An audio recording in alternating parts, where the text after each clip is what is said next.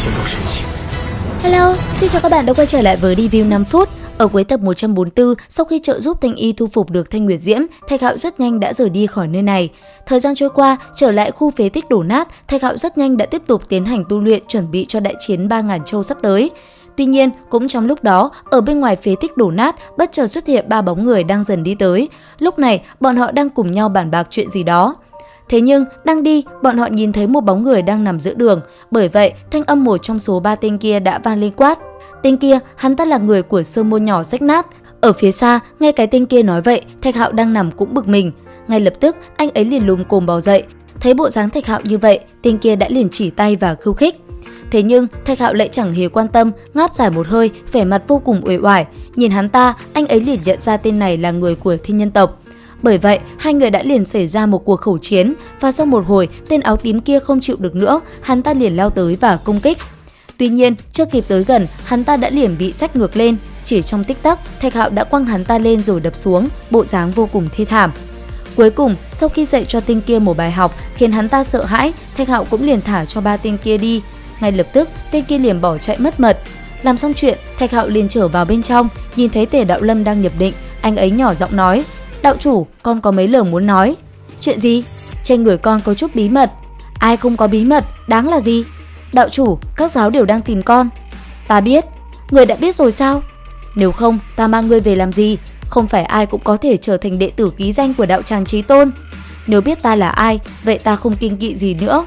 Đạo chủ, ta muốn san bằng đạo tràng ở bên ngoài của Thiên Nhân tộc, ví dụ như quặng mỏ ở Hỏa Châu." "Được, ngươi đi đi." Dứt lời, Tề Đạo Lâm liền đưa cho Thạch Hạo một quyển trục cũ kỹ. Thấy vậy, Thạch Hạo cũng liền cầm lấy nó, xem xét qua một chút, anh ấy liền rời đi. Thời gian trôi qua, Thạch Hạo rất nhanh đã có mặt ở bên ngoài mỏ quặng. Cẩn thận quan sát, Thạch Hạo cảm nhận được nơi đây xuất hiện khí lạnh. Bởi vậy, anh ấy liền cầm trùng đồng nhìn thử. Nhất thời, Thạch Hạo nhìn thấy được trong một quặng mỏ có tia khí đại đạo dao động, có vẻ rất không bình thường. Tới đây, Thạch Hạo nghi hoặc, anh ấy không biết dưới lòng đất nơi này có món đồ gì. Nhìn ngó xung quanh, anh ấy thấy có 2 tên trung niên đang đi tới. Lúc này, nghe 2 tên kia nói chuyện, Thạch Hạo biết được cái tên U Vũ của Thiên Nhân tộc kia mới dung hợp với Thiên Mệnh Thạch nên cần củng cố. Lần này, hắn ta tới đây cũng chính là vì bảo vật được cất giấu sâu trong lòng đất. Nghe xong, Thạch Hạo tin dưới lòng đất nhất định có báu vật. Bởi vậy, anh ấy rất nhanh đã dùng xúc địa thành thốn chui xuống đất, lặng yên không một tiếng động tiến vào bên trong một mỏ quặng cổ. Đi tới nơi sâu trong mỏ quặng cổ, từ xa, Thạch Hạo đã nhìn thấy một tảng đá kỳ lạ, có thể dài tới 4 trượng, toàn thân tỏa ra khí tức mạnh mẽ.